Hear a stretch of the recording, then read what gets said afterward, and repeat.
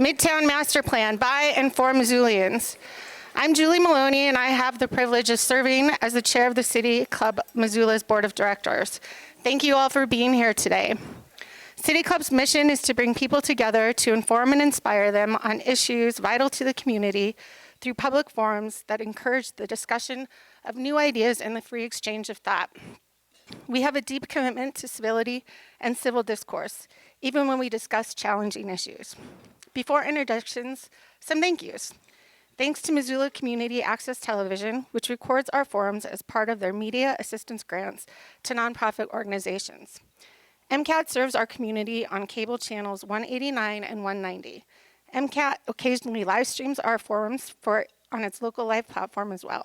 You can find videos of past CCM forums by clicking the video button on our website, City Club Missoula. Many thanks to our sponsors, especially those at the executive level. They are Blackfoot Communications and First Security Bank. Our executive level sponsors are key partners in helping to expand audience access and reliably planning and coordinating our forums. We're also grateful to all our sponsors, and we invite you to join. Thank you also to our board of directors and our administrator, Danny Howlett. City Club Missoula would also like to acknowledge that we are in the Aboriginal territories of the Salish and Kalispel people. Today, we honor the path they have always shown us in caring for this place for the generations to come. Our moderator for today's panel is Emily Brock. Emily is the Director of Economic and Land Development for Missoula County, as well as the Director of the Missoula Fairgrounds. She oversees the tax increment financing and land development projects for Missoula County, including the redevelopment of the county fairgrounds, which are in the heart of Missoula. Her background in land use planning, infrastructure development, public relations, and community organizing. The fairgrounds improvements have helped Midtown realize its potential by catalyzing a symbiosis of life, work, and recreation in the area. Emily is here today as the chair of the recently completed Midtown Master Planning process, which describes a vision that reflects Midtown's values and reinforces the unique character, culture, and economic activity of the area. Her focus will be on high-level plan recommendations and how they upended precedent to create a planning process led by community members.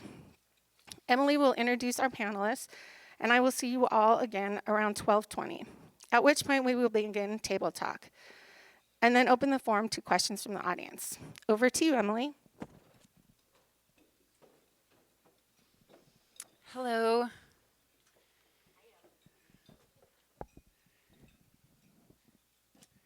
Gotta put my glasses on. Okay, so what were you guys doing in 2014? Do you remember 2014? Well, believe it or not, that's when, is this mic on? Can you guys hear me? Yeah. Believe it or not, that's when Ellen Buchanan from MRA, myself, and some other folks, Jordan I see in the room, started talking about the need for a Midtown master planning effort. It's also when I bet somebody that I would get all the fences taken down at the fairgrounds within 3 years. 10 years later, I'm halfway there. Around 2019, let's see if I can use the clicker. Around 2019, the Midtown Association started to get serious about the master plan idea as an organization. We identified it as a goal in our strategic plan and started gearing up. Then in March of 2020, lockdown. Like all of you, we hunkered and wondered how on earth businesses would survive. We agonized over what to do to help them and keep each other safe. The idea of a long-term vision for Midtown, or long-term anything really, seemed preposterous. Looking back, it was all a bad dream, hopefully, but after reeling for a few months, the Midtown board agreed that we couldn't be bystanders and let development catch us flat-footed. We had faith in Midtown and Missoula's recovery and doubled down on our strategic plan. We started by conducting interviews with community leaders, government, businesses, and nonprofits to assess the need for cohesion around a vision for changes we saw happening in Midtown. We did a SWOT analysis, fundraising feasibility, and asked folks how important they thought this effort was. The graphs you see here were stolen from a deck that I put together for our annual meeting in 2021, which of course was held by Zoom. These leaders indicated that they thought a plan was important and that they would probably contribute funding to the project. And so the community saw, no one's ever told me to be louder before. The community saw how new development could leverage Midtown central location development opportunities and regional attractors like Southgate Mall and the fairgrounds to serve local residents and visitors. They also saw the risks. Without a vision, we risk being caught unprepared if development increased, threatening displacement of residents and the established small businesses. So the association brought together a master planning team to lead the community in creating an infrastructure development placemaking master plan based on public input and research on existing conditions. So I'm giving you all this context because something else was happening at that time that would totally change the trajectory of where this planning effort would go. 2020 was the year we saw the launch of Black Lives Matter coming off the heels of Me Too and political movements, all telling us that over and over again that despite government's best efforts on every level, we weren't hearing what regular people were saying. We weren't creating spaces where folks felt safe. And frankly, they were too exhausted and overwhelmed to read emails they were being inundated with, let alone show up for public meetings. Until projects or issues were well underway and they were too late or very expensive to impact. So as a group, we became painfully aware that our list of community leaders from the feasibility process lacked some perspective from the people who lived in the area. And so I'm mentioning this because Paige and Rachel, who are here with me, stepped up to help us crack this engagement nut and get back to the Rolodex. And we are going to be talking about that in a little bit. So what's in the plan? I'm going to first tell you, because everybody always asks, the plan was funded by 32 businesses and nonprofits. We held dozens of stakeholder interviews and roundtables with major Midtown employers, developers, retailers, architects, Community Medical Center, Missoula County Public Schools. It was led by this steering committee of nonprofit and business leaders. And we, after a wide search that yielded 13 impressive proposals from across the country. Oh, here's where we are, right at the very end, as you know. After a wide search that yielded 13 impressive proposals from across the country, Econ Northwest was selected to lead the consultant team. And one of the things that we really liked about this team was that it was led by economists with urban design as the sub-consultants. And so one of the products you'll find on midtownmasterplan.com is a development feasibility analysis of 7 different site prototypes with variable factors that would influence development in Midtown. So these financial models range from all types of residential, mixed-use, and commercial development. So using pro forma, they evaluated whether current market conditions would make projects viable for developers to pursue, and it helped, obviously, impact how to make those possible. So the team understands that what the market is able to deliver is a critical precursor to shaping the future of Midtown and creating a Midtown master plan that aligns with reality on the ground. So we've already had developers tell us that they are utilizing the models that Econ Northwest created for the master plan. So you got a sneak peek. You know we're at the end of the project. So while we were conducting our conditions assessment, which I'll talk about in a second, the team worked with the community to create a project compass. This is a tool that visually represents the goals of the master plan. The broad themes were affordability, community, nature, identity, connectivity, and safety. And so to select a preferred alternative for the plan, we used the Project Compass to evaluate all the ideas that came forward. One of the big ideas was overcoming development barriers and creating more attainable housing.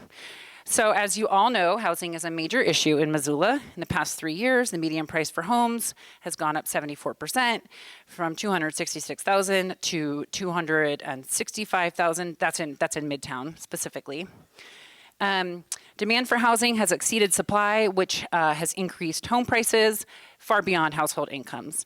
And the team found that zoning restrictions were limiting development for limiting development potential for new additional housing.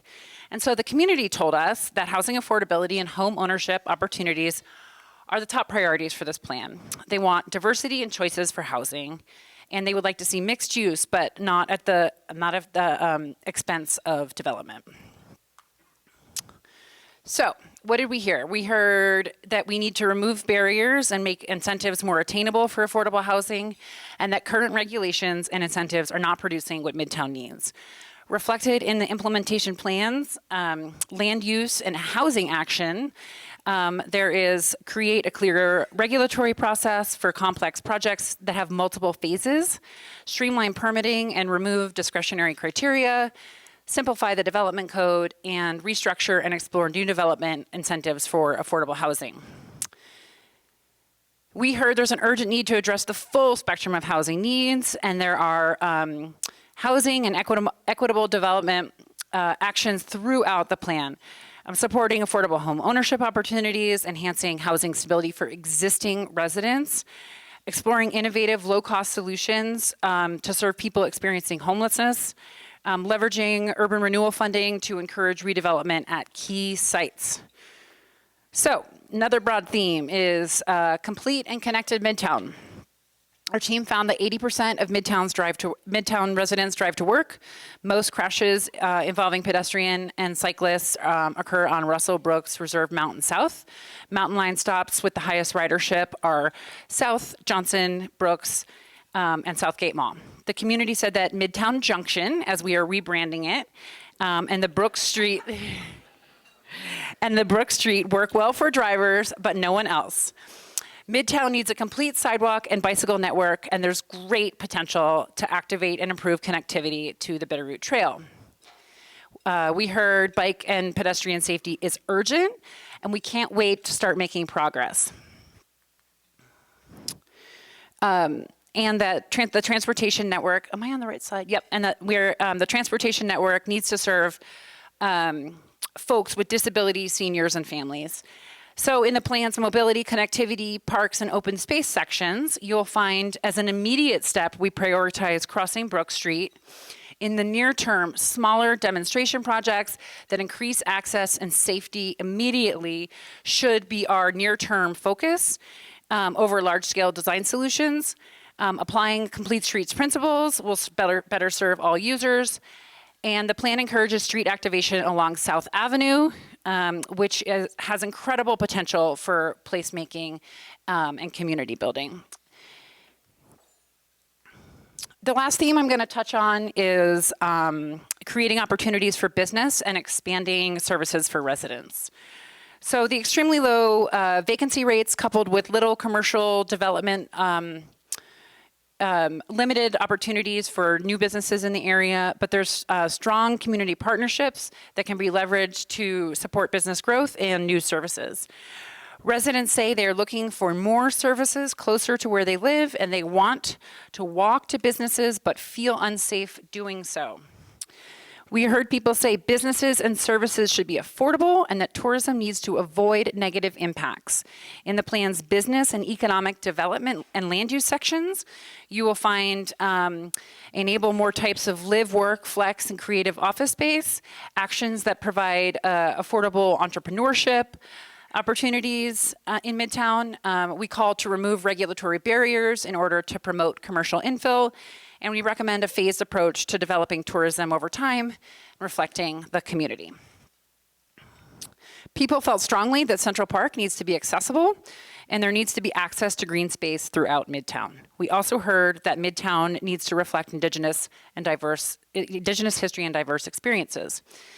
So in the plan's mobility and connectivity and parks and open space actions, you will find a call to create more park access in the Franklin to the Fort neighborhood, a call for a multi-agency facilities plan for the Central Park concept, and a planning process specifically for Playfair Park, advancing the build-out of the currently planned Greenway network, and expanding it to include some new connections that are recommended in the plan, and highlighting the Salish Kootenai Culture Committee as a key partner.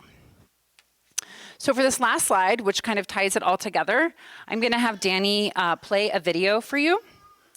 Danny?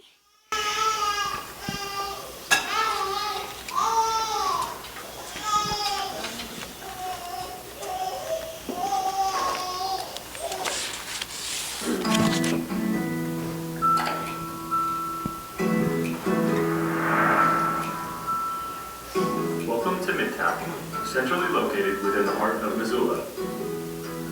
This collection of neighborhoods is home to a variety of regional attractions. Midtown has several corridors that connect it to the rest of the city. Brook Street is the diagonal corridor that acts as a spine through the heart of the district.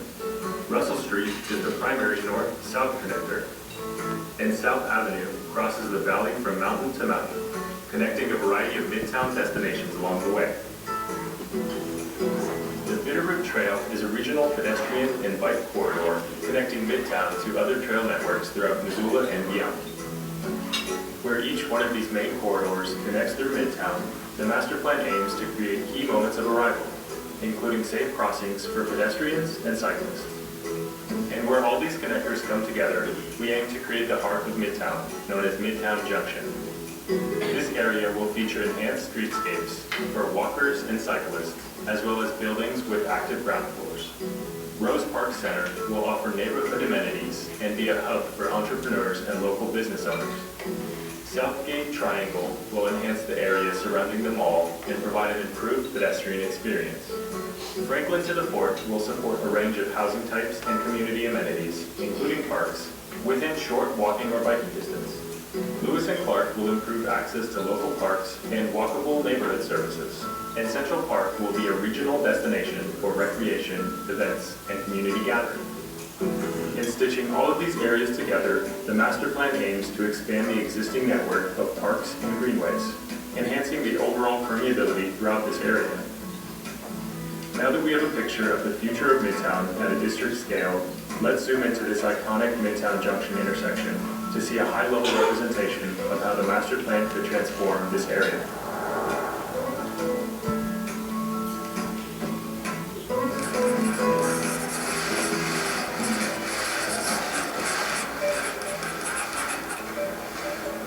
A recent addition of a multi-family building has already added some density to this central location.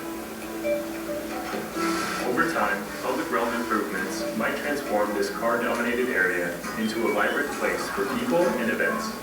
This could include temporary pop-ups like food trucks, art walks, and farmers markets.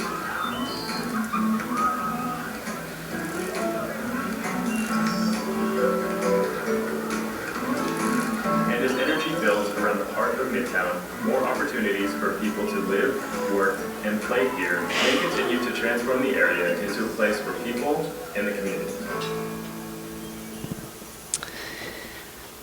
Okay, so our next, I'm just going to pass it off to Rachel here, but just so you guys know for process, the next step is adoption. June 20th will be a planning board. June 26th will be at the City Council LUP committee. And June 10th, there'll be a public hearing and adoption.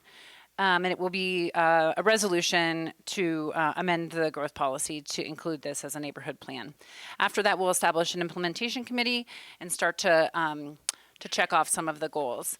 So on your tables are, we tried to make it a really digestible size, but what goes with it that is not on your table is an appendix that is an implementation strategy that is really, really dense and really has action items that we can use to hit some of these near-term goals that we're trying to accomplish. So I'm going to pass it off to Rachel Huff-Doria. Rachel served as a grassroots engagement consultant for the Midtown Master Plan, where she focused on her engagement approach on meeting people where they are at and ensuring community leadership and collaboration throughout the planning process. She's the director and owner of RHD LLC, whose mission is to strengthen leadership, community, and strategy through participatory design and facilitation. Her work is informed by over a decade of experience spearheading leadership development, civic engagement, and community organizing efforts. She lives in Midtown with her families, who include 2 young children, her husband, and her neighborhood famous kitty cat.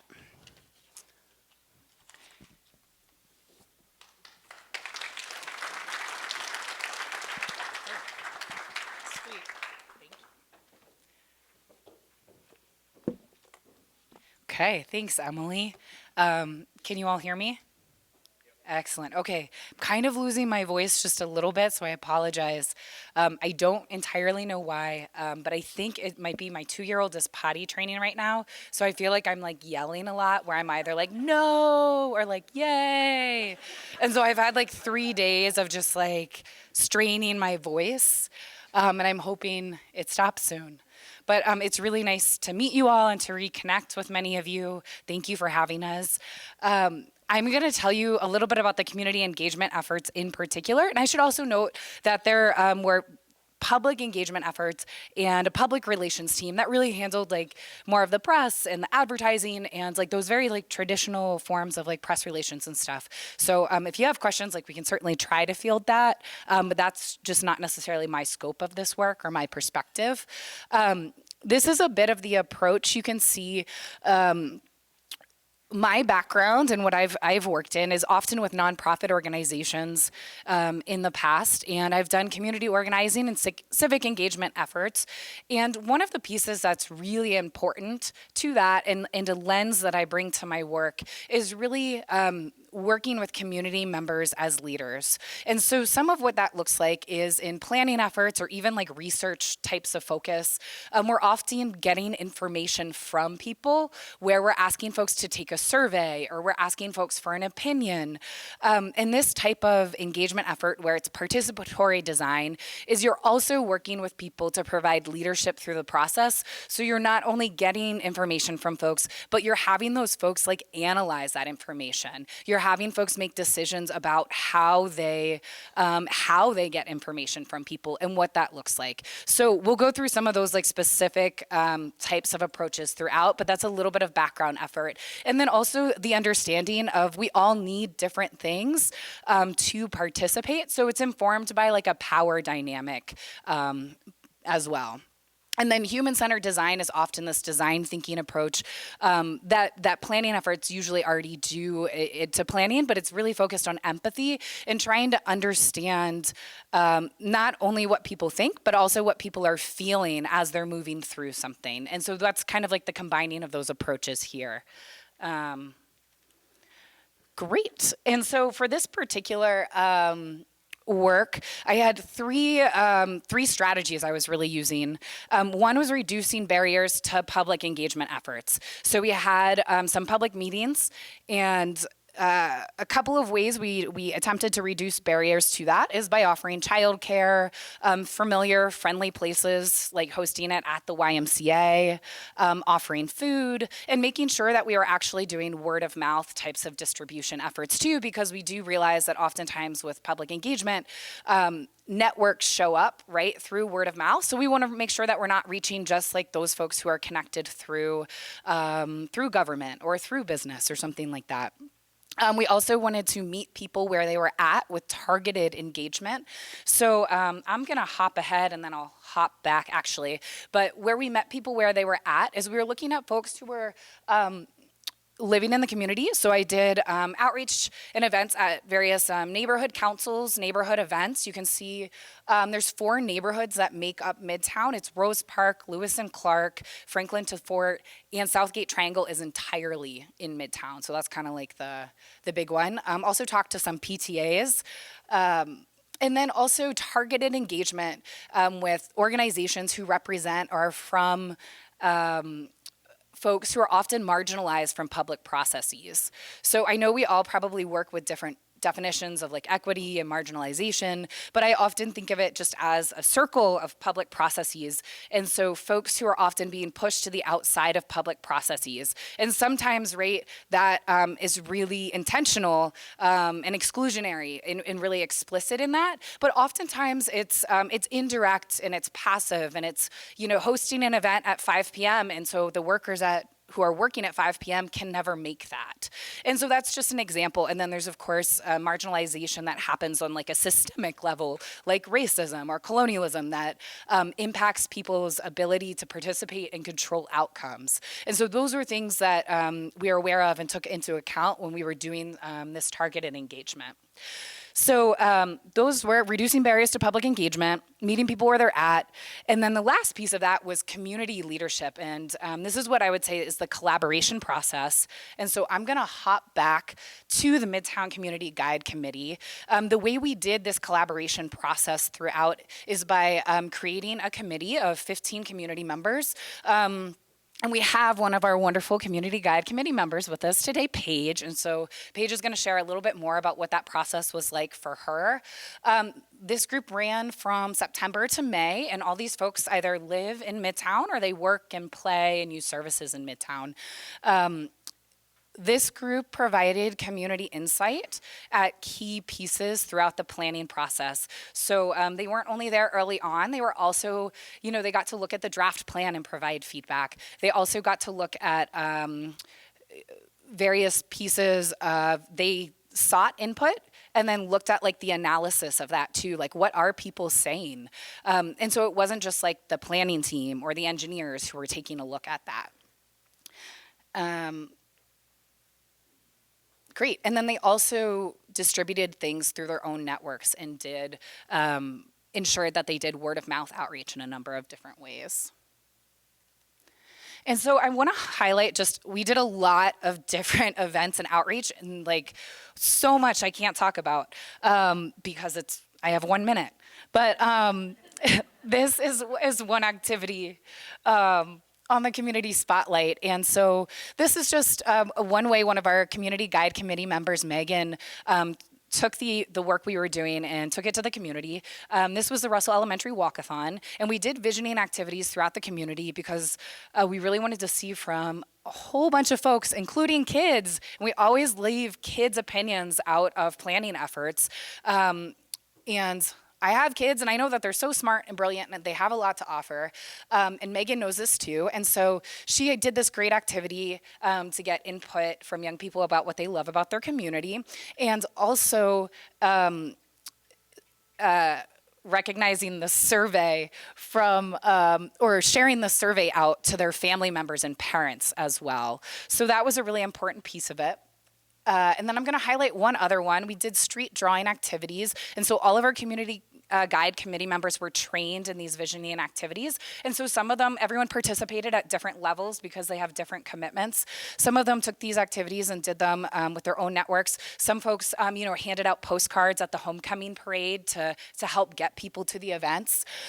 We asked people what should like blank street look like to get people talking about the ideas they have for the communities. And so one of our committee members, Lizzie, did this at Sentinel High School. She's a student there, and got some wonderful feedback about what is it that high school students at Sentinel really want to see.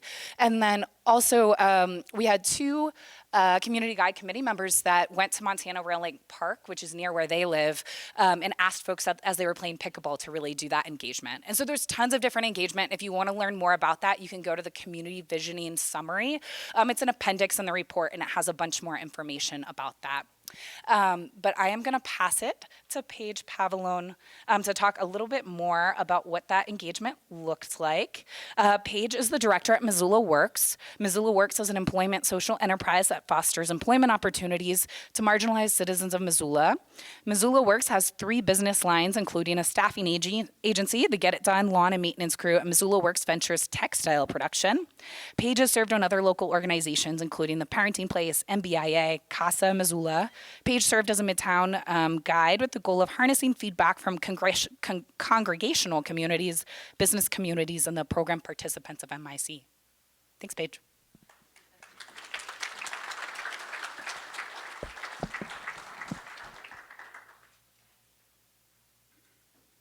Hello? Hello? Can you guys hear me? Good? In the back? Okay. I'm going to stay seated because I don't have slides. Sorry. Also, a good reminder if your phones are on, maybe shut them off. But I really enjoyed watching Dave fumble to shut his off quickly. We're enjoying watching you. I know, as I'm fumbling myself. So hi, thanks everybody, glad to be here. Just a show of hands, has anybody heard of MIC before or Missoula Works? Oh my gosh, that's huge. So we have some folks here from MIC. MIC is a nonprofit organization. We organize about 31 different congregations and businesses throughout the community. So we know a ton of people. We've got a broad-based reach, and we've actually engaged in a lot of community organizations and engagement in the past. So we're familiar with grassroots participation, especially when it comes to housing, instability, poverty, and just those really big, heavy things that affect a lot of people that we serve. So back in September, Rachel reached out to our office at MIC and said, hey, we want somebody from your organization to participate in this opportunity. And turns out she's also from Pennsylvania, and she had an OG Pennsylvania area code, so we were fast friends. I'm also from northeastern Pennsylvania. So we thought it would be important for us to participate in this activity because we have a really, really broad reach, not with just congregations, but also businesses and the people that we serve. So MIC, Missoula Works, and the Housing Advocate Network in particular, we meet people every single day that are experiencing homelessness or about to be unhoused or people who are looking for employment. 90% of the people that come to see us are living at or below the poverty level, and we're located on the south side of Midtown. So as people come to see us, we hear a lot of different things about their housing situations, about their employment situations, and folks have a lot of stuff that's stacked against them. And we really saw this squeeze like in the past couple of years with the housing increase and the cost of living. So people that have rented places for like 9 to 10 years are looking for a place that they can rent for $900 a month and also supplement income by getting a second or a third job. So as folks come in to see us, we see a lot of people come in. In last year, we saw 460 individuals come to our office looking for housing and employment supports. So there is a huge need. So when they asked us to participate in this program, we said, we see these folks. We understand where they're coming from, what kind of transportation or lack thereof that they have, and what the needs are. So we started off basically by reaching out to the staff that we have right now. So the Get It Done crew has staff, most of whom live or work in the Midtown area. And then also our staffing agency, most of the folks that get to Missoula Works are using the bus system or multi-modes of transportation. So of 120 people that identified modes of transportation, 60 of those are using the bus or a bike or walking to work. So that's a huge need. And folks that come to us, we live on the opposing side of Brook Street. So Brook Street has been tough. There's been fatalities right by us. We're by Clearwater Credit Union on the south side of Brook Street. So that's a tricky area. So talking to people that come to us to work, we're like, how are you getting here? And how are you getting here safely? So they're like, oh, well, I go through the mall, I cut across this way. This is the best opportunity for me to cross at this particular intersection. So the people that we actually have on the payroll are directly impacted by what we shake out, like and what this study consisted of. So my effort to talk to these individuals was to try to get them to turn out to these events, which usually they are. They don't participate in a lot of political civic engagement because they're like, this isn't us. So this was a great segue for us to jump in and say, this matters to where you live, to where you work, and what the future of this city is going to look like. So getting people to understand and turn them out to these different events was huge. And people were like, what? Like it's at the Y? So making sure that they ended their shift that day at 4 o'clock so they can go to these different community engagement events and have a voice and have skin in the game. Because it's, when I attended the events, there was a lot of folks that were in this room, which is fantastic. And I also think it's important to pull up these voices of folks that may not have had an invitation to these events before and talk about, like, I have to drop my kid off if I'm leaving the family housing center, drop my kid off at daycare, or on a bike, or I'm pushing a stroller, and then I have to go to this place to go to my job. So there's a lot of complications just with how Midtown is structured and how people get from point A to point B and just facilitate the day-to-day of their lives. So that was one thing that I participated in as a guide, is just trying to turn people out and really empower them to show up to these different events and, just remind them that their voices matter and what people say, and really talk about the big issues. A lot of us have cars. As I heard in the presentation, 80% of people or 90% of people are driving to work. Unfortunately for us, that's not the case for a lot of the folks that we represent and try to organize. So we do organize in Midtown, and we also have the Family Housing Center, which is located on South 3rd Street West, which is a direct pipeline for folks that we are trying to employ. folks also come to us by way of probation and parole, the Pavarello Center, low-income areas on the north side and west side. So they're coming from all different places of town. And they're coming to us for jobs and solutions. These are individuals that are looking to find an ally to help them find housing and to help them find jobs. And we're not in, I don't think, the best location. It's pretty accessible by the number 7, but it's kind of hidden back into a residential neighborhood. And when a person finds us and like just gets to us, we try not to have them go another place. We want to find a solution for them when they come to our office. So anyways, yes, we're representing those populations of people. We want them to turn out. So we had a lot of, thanks, Dave. We had a lot of folks turn out to those different events as well. Another thing that we did for the business community, we had some planning sessions at our office at MIC where people could give feedback about what was working and what was not working. We had our business networking group to the Chamber of Commerce where we threw ideas up on a wall just as citizens that are utilizing Midtown and what's working, what's not working, and what we'd like to see for the future. I have 1 minute left, and I'll just leave it at that, I suppose. And Julie, okay, I'm not going to go over. Thanks, you guys.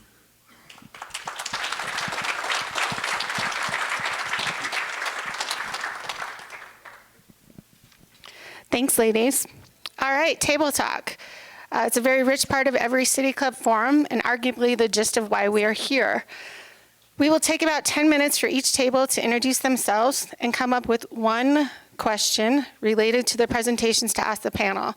A board member with a microphone will come around afterward for a volunteer from each table to ask the group the agreed upon question. Thank you.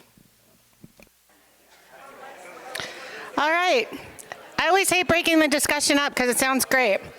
As I said at the beginning, we are committed to civil discourse, so we ask that you keep your questions respectful and you avoid making statements. We also ask that any members of the media save their questions until after the forum. Our panelists should be able to stick around after the forum ends. When asking your one question, please stand up, introduce yourself, avoid making statements, and again, ask one question. Please be respectful of others and don't interrupt while questions are being asked. The board will handle anything they feel needs to be addressed. We have 2 people with microphones that will come to your table to have you ask your one question. Please raise your hand to let them know you have a question. Thank you.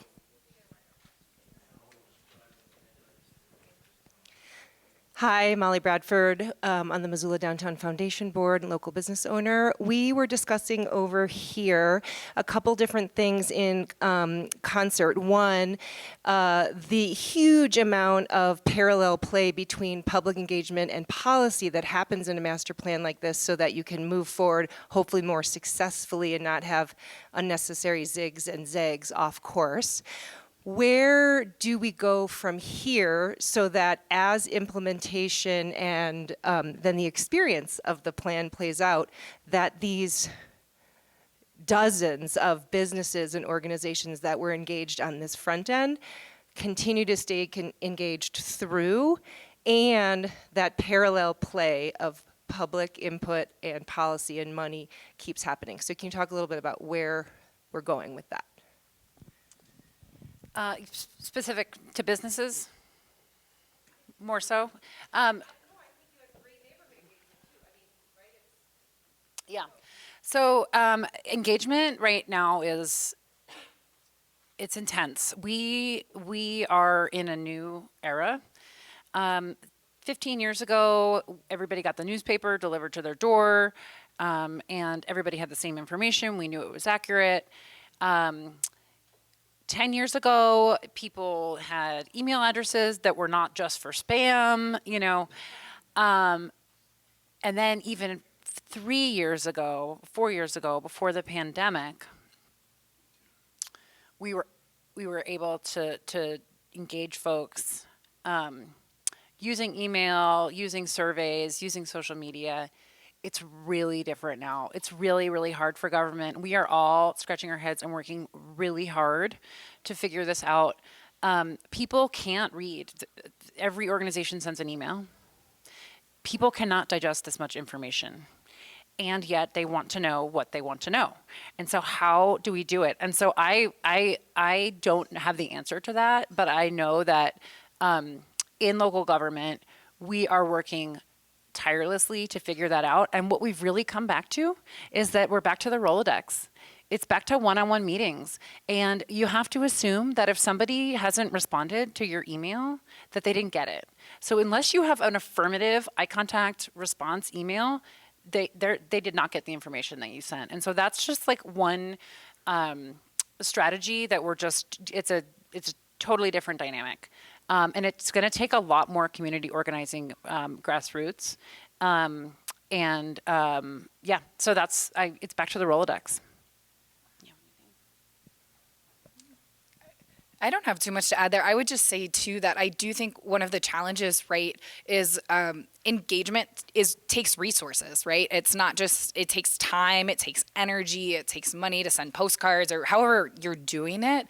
And so like I think that's a real challenge, and you can't do everything, right? Especially if you're doing implementation. Like I don't know, but there's all these specific pieces of it, and making sure that the people who are the closest stakeholders to that are involved and informed, I think is really important. And I think the challenge is it often moves to like a more finite piece, right? Like where it's like this park or this thing.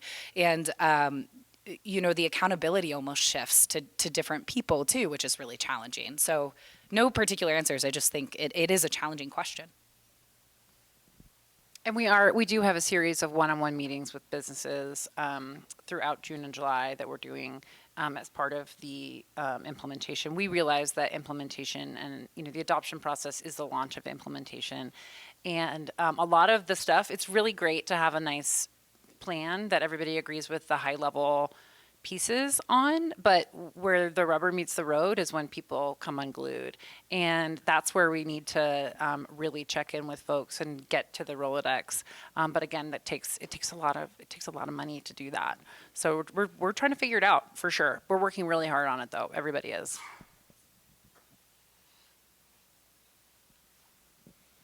Hi everybody, my name is Matt Gare. I work with Man Mortgage.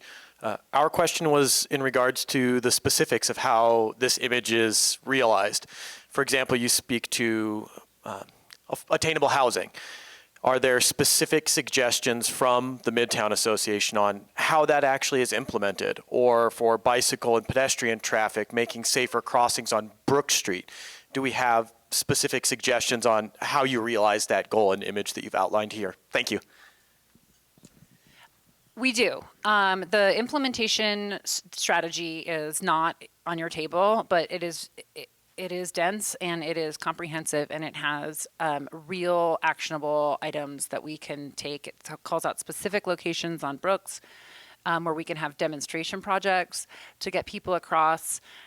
We don't want to wait for the big $100 million project. We want to get this done right away. And in terms of the housing stuff, there's, as you guys all know, there are other processes that are happening, like code reform.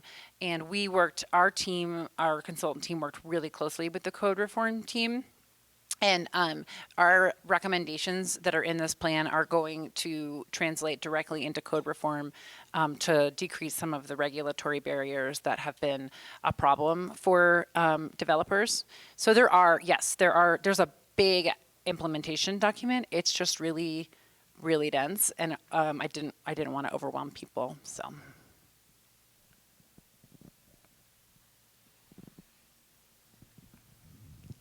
Thank you. I'm Amy Solenberg with Climate Smart Missoula with local government, business, and nonprofit discussion over here. Thank you for all of this great information. We really enjoyed it. And our question that we came up with focused a lot on transportation.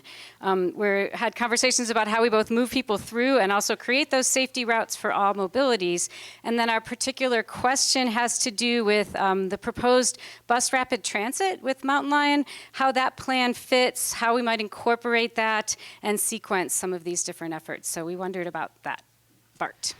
So I'm going to answer this one too, but I hope the next question is one for Paige that we can have about engagement. Annette from MRA and Peter Walker Kelleher are here for the Brooks the Brook Street project, that's a different project. They are compatible. The Complete Streets network on Brooks is in the Midtown Master Plan. We decided to separate the two projects because we want to be able to implement these near-term solutions. The Brook Street project is a long ways out, and it's going to take a lot of technical detail and those one-on-one conversations. We didn't want the Midtown Master Plan to be unsuccessful, or wait on, something that's another 10-year plan. So Annette and Peter, can you guys raise your hands? Okay, so if you guys have questions about the Brook Street project, those are the folks to talk to. That is a very, very ambitious project. And the city got a $800,000 grant from the federal government just for planning and design of that over the next 18 months. So those are the folks to talk to about that. But the plans are compatible. The Midtown Master Plan can be implemented with or without the Brook Street project.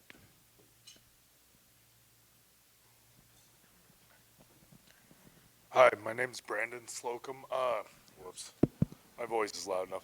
Anyways, my question would be, with this new state of emergency they just put in place with the place on Johnson, how is that going to affect your guys' plan?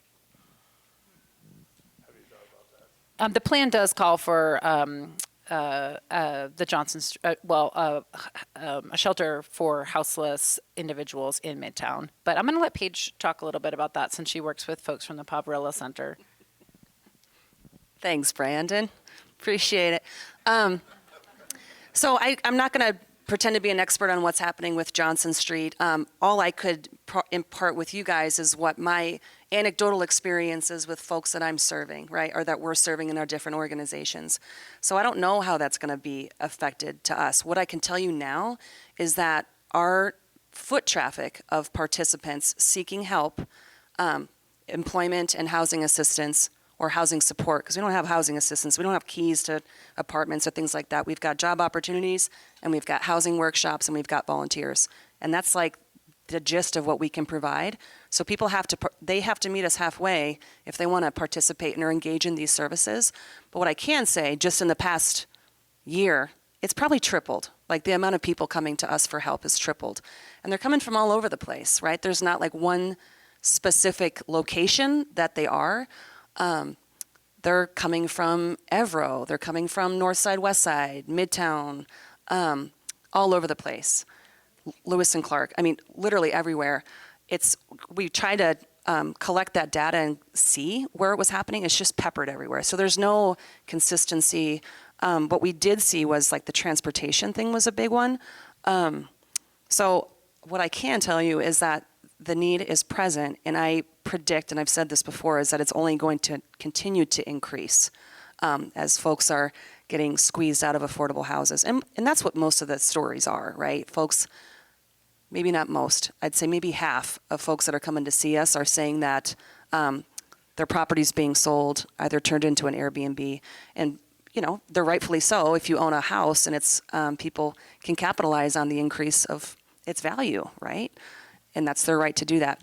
So I don't know if that really answers your question, but I can say that we've seen an uptick in folks that are looking for services.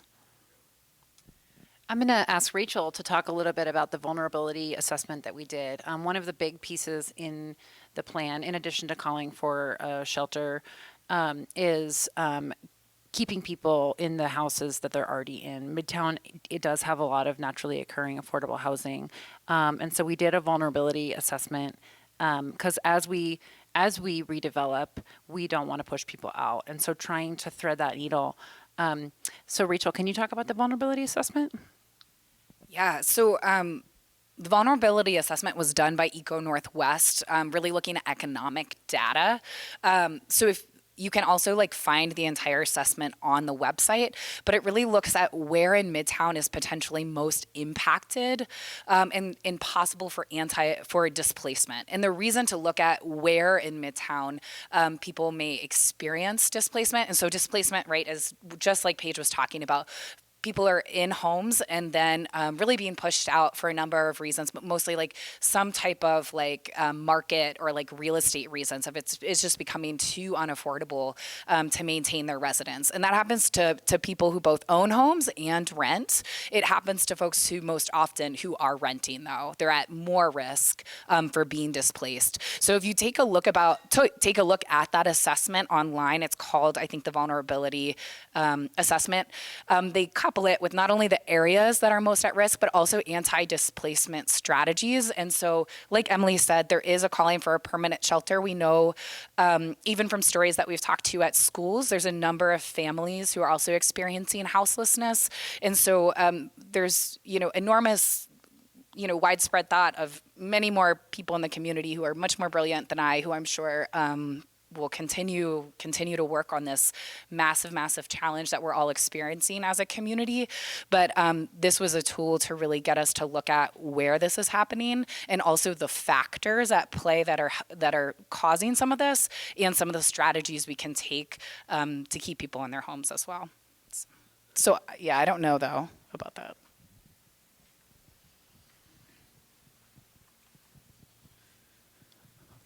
My name is Ryan Corwin. I'm with TDS Telecom, and I was fortunate enough to share a table with some folks who have some experience in getting infrastructure installed in Midtown, specifically along Brook Street. So that gives you a foundation for our question. What we'd like to know is how benchmarks were established previously, how they've evolved, and how you're measuring the progress going forward as we have the plan and then we move into implementation. And I'm sure it's in the broader scope of this, and it's pretty dense, as you mentioned before, but can you give us a bit of a higher level overview of benchmarks, please? Well, the biggest benchmark that we used, in addition to kind of the vulnerability assessment that Rachel talked about, which uses a lot of data. It's a very data-driven plan, but we use our compass. The compass is what we use to be do our gut check. I don't know the answer exactly to your question. Because I don't have the implementation strategy in front of me. But it is data-driven. That is why we worked with Econ Northwest. And the Project Compass is I should say market-driven, really. And the Project Compass is, really talks about the values. So that's a great question. I'm sorry that I don't have the implementation strategy in front of me. I just want to, Emily mentioned the compass, but I just think it's such a cool tool that you all saw up on the slide deck, but in case just to kind of like bring your memory around, it's like that circle that has the different overarching goals of like nature, identity, affordability in it. And what's unusual in this process is oftentimes you might go into a planning process already having particular goals in mind. And those goals, the selection of that was actually informed by the community. So we did like a whole round of process to get people's ideas as like what is important, like what are the values and priorities that you have, and then those became the benchmarks. So I think in like the high level ones, right? So I just think that's a really interesting and cool part of the process, and that was from the Eco Northwest and Sarah team that brought that tool to us.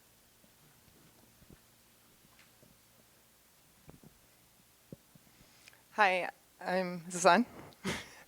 Hi, I'm Sam Schmidt with Alpine Physical Therapy, and my question's related to the missing middle, both for people looking for housing, but also companies like mine that serve Medicaid, Medicare, and even childcare. We have a lot of people in our company that have the need for childcare when they are providing their services and are employed with us. So as you look at this master plan, how do you determine how much is allocated or inviting to some businesses and people seeking houses that are professionals and have student loans and are trying to get a home? So, yeah. Well, I think you're really talking about, the supply side of housing. And we really address that with code reform and removing some regulatory barriers to that. And what we actually did was, as I kind of explained in the presentation, but I probably blew through it a little too fast. So the Econ Northwest team actually modeled and like development for multi-family housing and some of the things that you're talking about. There's 7 different prototypes. They did a pro forma on it, and those are actually available to developers. So that is like, ready to go projects that we know could work in Midtown. So that is really how we're addressing the supply side. There's also some calls for some new strategies with affordable housing, which is more like, by affordable in this case, I'm talking about subsidized housing, and key nodes and areas that the Missoula Redevelopment Agency can help with that. So it's multi-pronged. It's regulatory, market-driven houses, affordable, subsidized houses, and then I'm totally blanking on the third piece.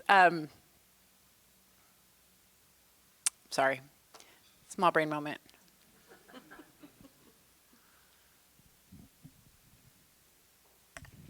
Hi, is this on? Nancy Picard, I'm with Partners Hope Foundation. And I live in the university area, and I know our property taxes have gone up. We've been there 33 years, and property taxes are just it's one of the things that's pushing people out of their homes. How are we going to pay for this?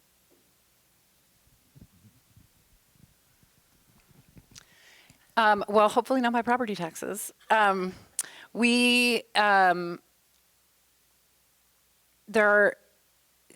The plan, if you put it all together, is not funded. There's just too many pieces, but it is in a very robust urban renewal district that is very healthy and has a lot of funding available. So a lot of the strategies in terms of crossing Brook Street will be paid for that way. But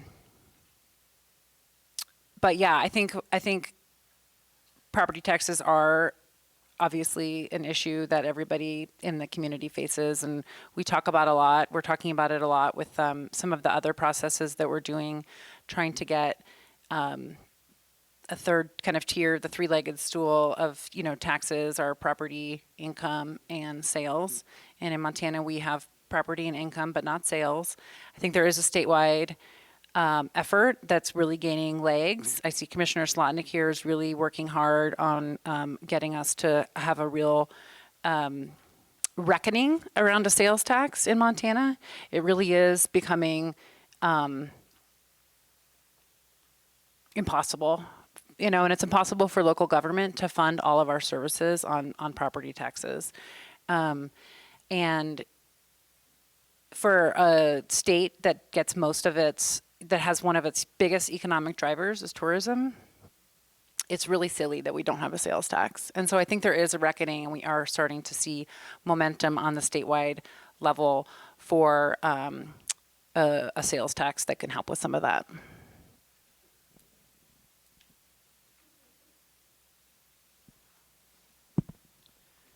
My name is Jim Hart, and I like all these proposals. My question is related to affordability and displacement.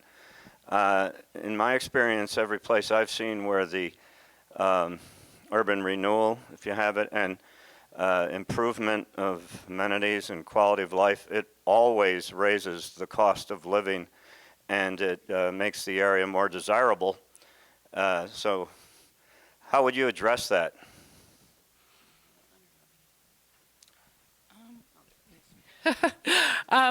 So that was something that we really were aware of when we started this process.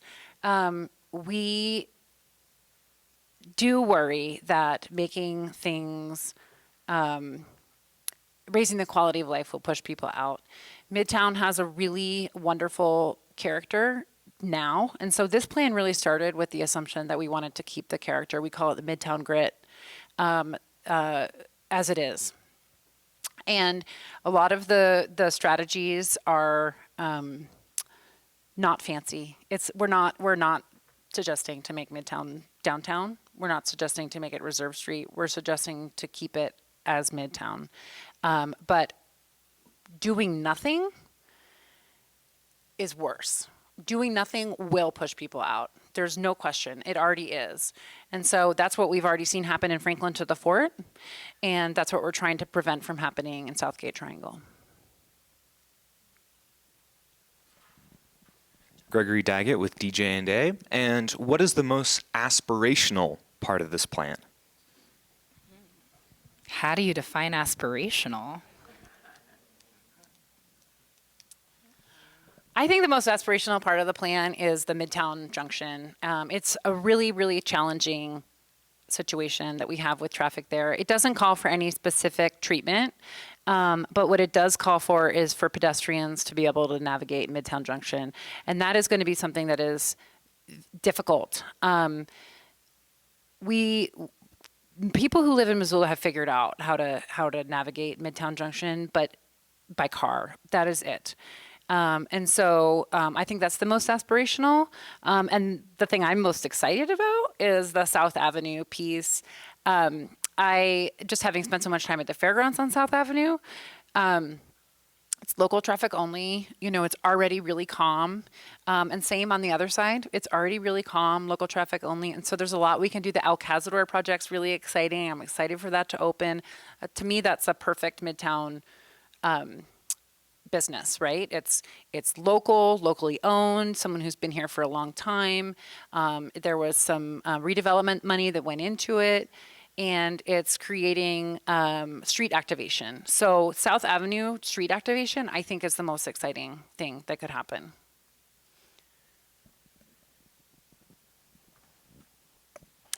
Amanda Miller with these other fine Missoulians here at my table. We had questions that were all around overcoming objections, essentially, but I've heard a lot of those already. So I just want to ask, are you looking to any models so that we're not trying to reinvent the wheel here? What kind of models? Any examples? I mean, are there any other municipalities or areas that have done something like this and have been successful? Yeah, so I think when we started, there was a hope that we could transform the auto-centric Midtown into a place that was, or a vision, maybe this was 15 years ago, more like downtown. And what we've realized and what we've learned is that the places that are successful, Austin, that auto-centric communities or neighborhoods, you can't. It's always going to be there's always going to be a lot of auto traffic in Midtown, given that the regional tourism that happens there with the fort and the fairgrounds and the mall. We have to accommodate vehicles. And so we aren't going to be able to make it, fancy, like I said, but we do think that we can, they did look at other areas where they've seen redevelopment happen that was auto-centric, and they were able to get pedestrian street activation. And so I guess the answer to the question is yes, they did look at other areas, but it will always be, there will always be cars in Midtown. It will always be a place that people drive to and are able to drive to. It's just so important for the economics of that area. Tim Worley from Missoula County. Just a question about administration of Brook Street. Since it is administered essentially by MDT, how does that complicate its transformation into a safer corridor for bikers and peds? So we have the Missoula Metropolitan Planning Organization, which would lead an effort like that, or at least participate in an effort like that. And MDT is on the Missoula Metropolitan Planning Organization. It's city, county, MDT, federal government, and the Metropolitan Planning Organization would have to take the lead in something like this.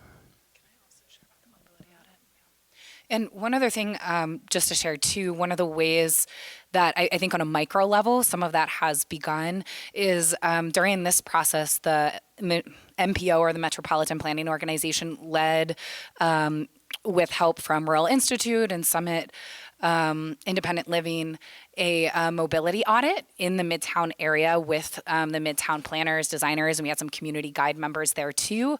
And so we really did a tour of, I think we started at like the fairgrounds and then went out to Brooks, which I don't know if you've actually been like just hanging out on Brooks before, but it's pretty scary if you're a pedestrian or you're just being around. I live near there, so sometimes I do that anyway. But the folks there that were in collaboration, MDT was present, and there was other important stakeholders. So it was just, I think, in that really micro level, that opportunity for folks with MPO, the Midtown Master Plan, and MDT to even get on the same page about what are some of the existing challenges.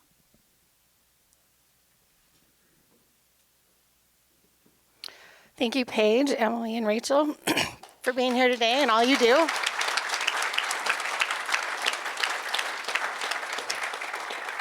Thank you also to all of our sponsors, particularly First Security Bank and Blackfoot Communications, and thank you all for being here.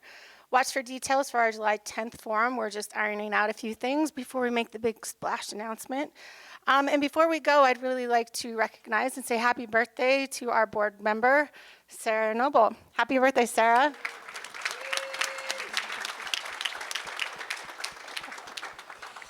We look forward to seeing you next month. Have a great week. Thanks for being here.